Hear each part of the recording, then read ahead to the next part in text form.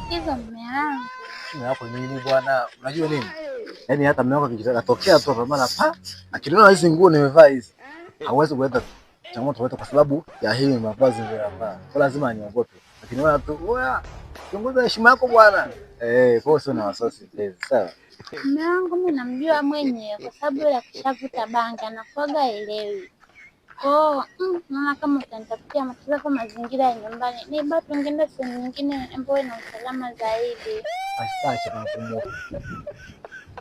Namhofia sana wewe bwana, mume wako bwana, achana naye bwana. Mimi ndo namjua. Vipi hapa jamani? Sawa kwema? Wema inakwaje? Salama salama. Mke wangu vipi? Poa mume wangu. Poa mume wangu nini? Kilichokuweka hapa nini saizi? Kilichokuweka hapa nini? Mimi ni askari. Tuko kituo cha kazi. Tulia bwana, mimi sijaongea na wewe, mimi naongea na mke wangu bwana. Sawa bwana.